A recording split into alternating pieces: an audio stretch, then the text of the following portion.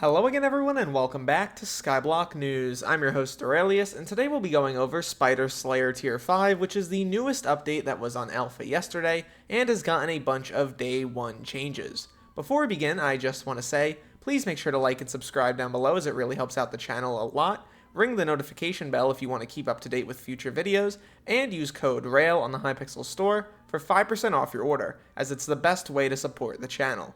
Without any further ado though, let's get started here. Normally a video like this would be on the alpha network, but they closed down the alpha last night to apply a bunch of changes, so I'm going to do my best to articulate to you exactly what's going on, show you some of the new items, and I might have some footage here or there. The admin's right. Hello, today we're opening up alpha complete with the final tier of Spider Slayer, the primordial Broodfather. This boss is intended to be a step up from the Tier 5 Revenant, and comes complete with an overhaul to Spider Slayer that changes all levels of the boss along with adding new items and crafts, and adjusting some old ones. Read on to see the full list of changes. So we're actually going to begin here with the boss abilities itself rather than looking at the day 1 changes. They've changed pretty much everything about this boss. At Tier 1, it has one ability, Backstab, which means the boss occasionally leaps behind you, and attacks deal bonus damage. This ability is kept on all 5 tiers, it just gets 25% stronger per tier, I believe, going up to 150%. At Tier 2, it has a second ability that reduces your healing by 25%, and inflicts a stacking 2.5% debuff to your speed cap every 5th time you get damage. This also scales up, once again, every single time you go up a tier. At Tier 5, it goes all the way down to 100% reduced healing and a stacking minus 10% debuff to your speed cap, so pretty significant. In terms of the Tier 3 boss, there is Web of Lies. It spews webbing along the ground, disabling teleportation abilities until they are cleared. It also spawns 2 egg sacs, and you have to break them before they hatch. These egg sacs appear above the boss, just a few blocks above them. You kind of have to break the webs and then jump and then hit the eggs. That's about it. They're not really too complicated. Also, keep in mind, you're not able to do significant damage to the boss while these are active, I believe, or at least you're not able to do so at Tier 4 and Tier 5. That might not be the case on Tier 3, but it probably is. For Tier 4, there is one more ability, the Bat Barrage. Become immune to magic damage for the rest of the fight and release a horde of bats. You take 1% of your max health as damage per second for each bat alive. So this is something that you have to keep in mind for Tier 4 and for Tier 5. The Bat Barrages, I highly recommend clearing them out. And keep in mind, even if the boss is immune to magic damage at Tier 4 and Tier 5, you can use something like a Hype to clear out all the bats. That is what I was doing on Alpha, and it worked out pretty well. So next we get up to the Tier 5. It has 10 million HP and 3500 DPS, and the designer's note is that the new boss, specifically the Tier 5, is designed around players using gear from the Slayer to fight it. A Recluse Fang, Tarantula Fang, and Sting is required to cut through the boss's webs during its Web of Lies phase, and the egg sacs hanging from the ceiling that hatch if not destroyed in time are designed to be broken with help from the Tarantula Boot's double jump ability. So you do have to keep that in mind. They kind of want you to be using the actual gear that is made for this Slayer. It has Backstab, Noxious Paralysis, Web of Lies, Bat Barrage, and Till Death Do Us Part.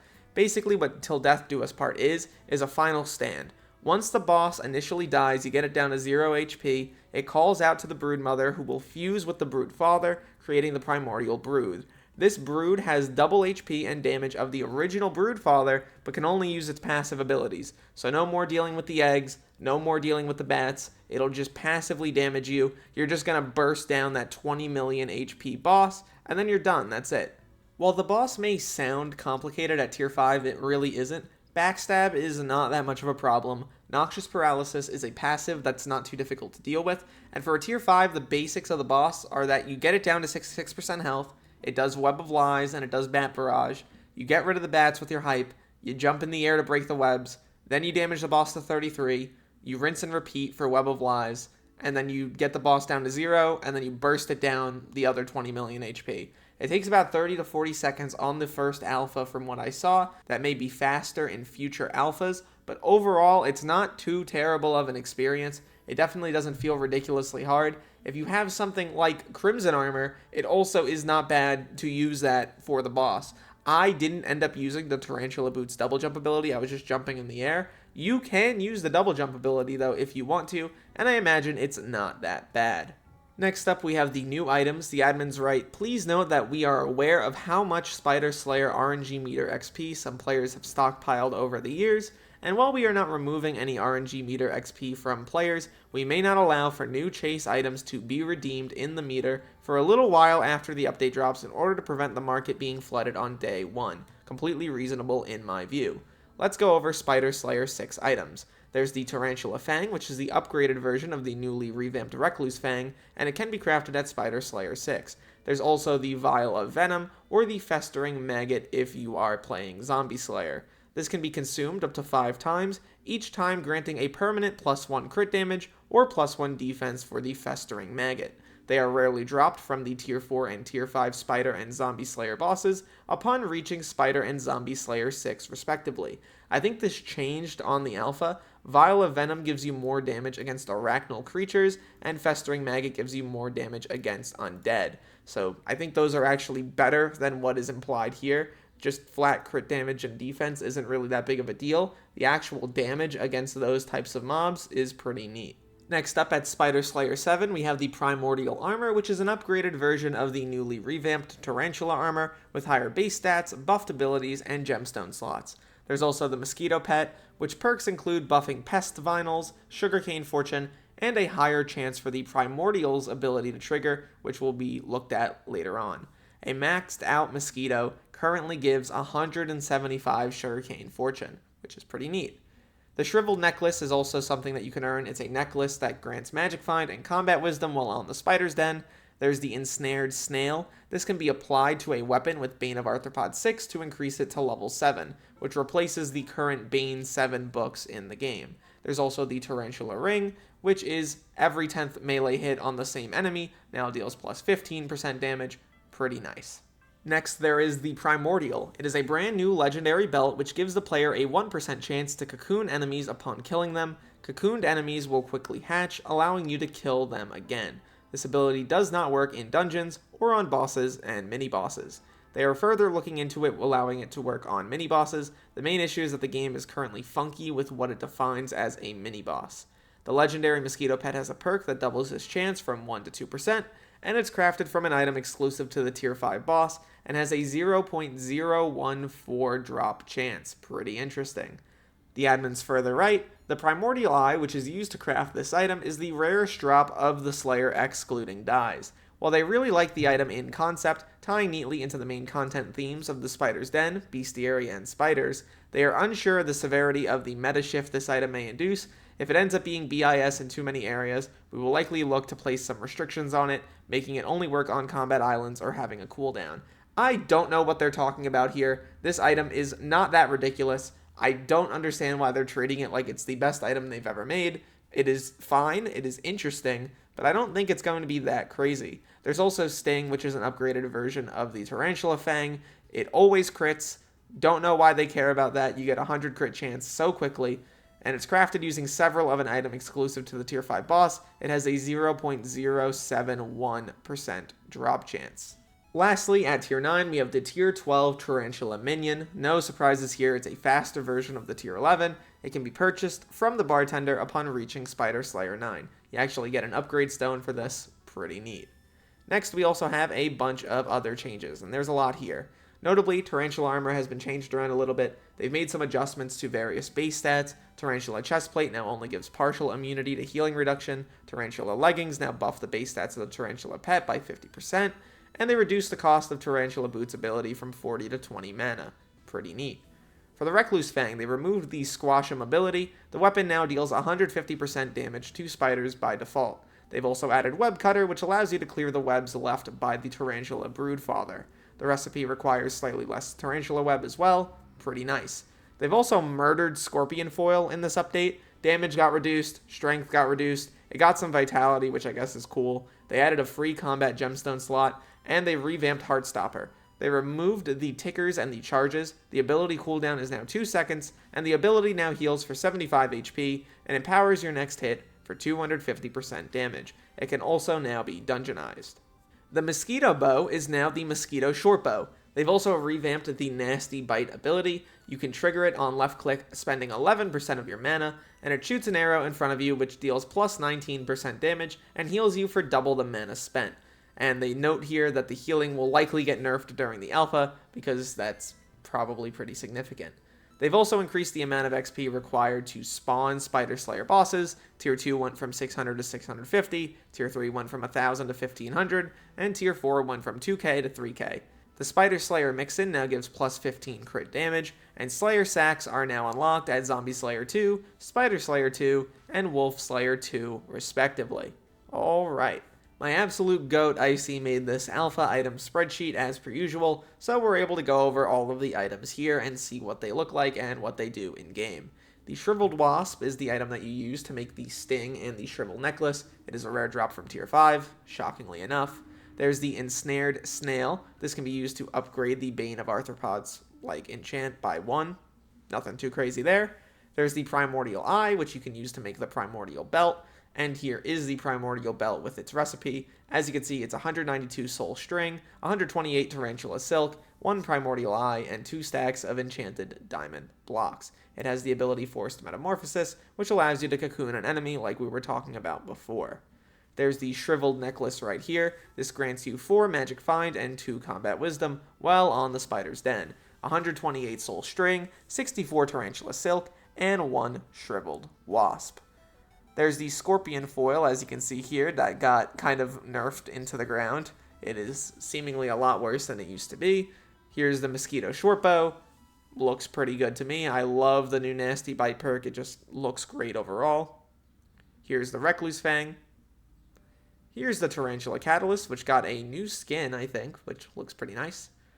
The Tarantula Minion Upgrade Stone, which looks pretty cool.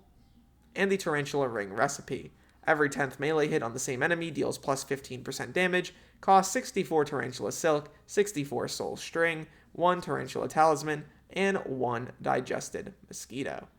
Next up, we have the Festering Maggot, as well as the Vial of Venom. As you can see, you can consume the item to permanently deal more damage to undead mobs. They got rid of the flat stats that the items had before. I think this looks way better than what we had before. Very much excited to get these items. They are consumable, so you can only consume 5 of them. Here is the Primordial Armor. It is Enchanted Iron Blocks, Tarantula Catalyst, Tarantula Helmet, and Tarantula Silk for the helmet, pretty obviously. Then there's the chest piece, same idea here. And the leggings. And finally, the boots. Same idea, same amount of Enchanted Iron Blocks needed, same amount of Tarantula Silk, and they all require a Catalyst to upgrade. You unlock this at Spider Slayer level 7. The Tarantula Fang is right here. This requires 1 Recluse Fang, 16 Tarantula Silk, and 1 Tarantula Catalyst. There's also Sting here, requiring 256 Tarantula Silk, 4 Shriveled Wasps, and a Tarantula Fang. This is unlocked at Spider Slayer level 8. And then we have the Mosquito Pet here. You get this at Spider Slayer level 7, or at least the recipe for it. 4 Digested Mosquitoes, 4 Flawless Amber Gems, and a Super Enchanted Egg. And here's the upgraded form, and Legendary. Looks pretty good. And that's about it. The last thing I want to go over here are the day 1 changes, and a lot of these are pretty significant. The biggest thing that they're doing is that they're reducing the HP of the egg sacs from 5 to 3. Basically, they were kind of annoying to do on alpha, at least on day 1. They took a while. Hopefully this makes it a little bit better. They are also exploring discarding this change in favor of instead allowing egg sacs to be damaged with arrows. Either change, in my view, would be great.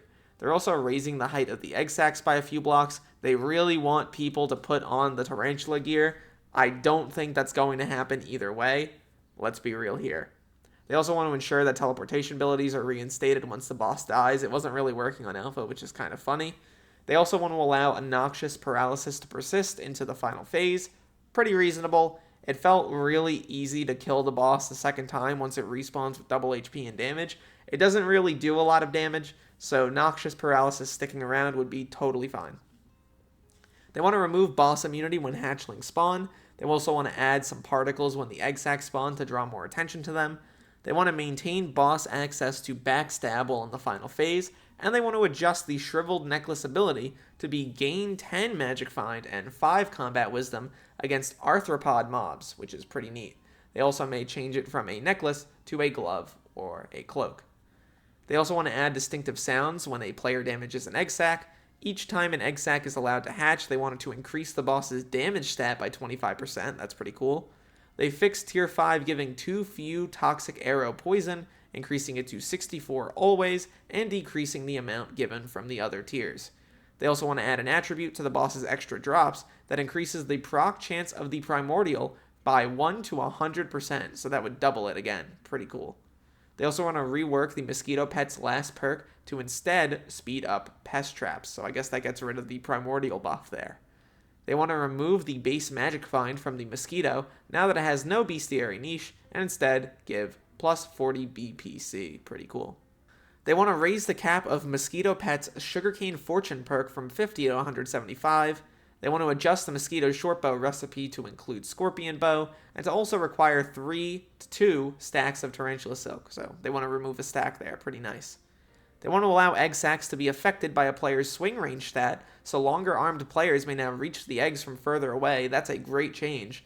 And they also want to make it so that Tarantula Silk drops from the Tier 5 boss. The Primordial is also on their radar as an item that definitely needs further changes. They will spend the day collecting more feedback before finalizing them, though our initial concept is something along the lines of buffing the base proc chance of the ability and moving Mosquito's perk from further buffing those odds into an attribute. They're also looking to seeing if it could be made to work on mini-bosses, or at least certain Slayer mini-bosses. Pretty nice stuff. Overall, if you want my view of the update right now after spending a little time with it, I think that the update itself is pretty good, but there are obviously a few things that need to be worked on a little bit more. The boss itself is not bad. I do think the stuff with the egg sacs needs to be cleared up, because right now they're just a little bit annoying. I'm excited to see how they look on the alpha the next time it opens. The drops themselves are fine. I don't know why anyone was expecting this boss to be ridiculously crazy in terms of giving you the best gear in the game or having a ridiculous level of difficulty. Like, that wasn't going to happen. I'm frankly pretty happy with the situation, and I think that things are only going to get better from here. I would love to hear what you guys think in the comments down below. Feel free to leave your thoughts. I know this video was long, and I apologize for that. At the end of the day, though, my name's Derailious. Thank you so much for watching this video till the end, and look to the future, fellas. I'll see you then.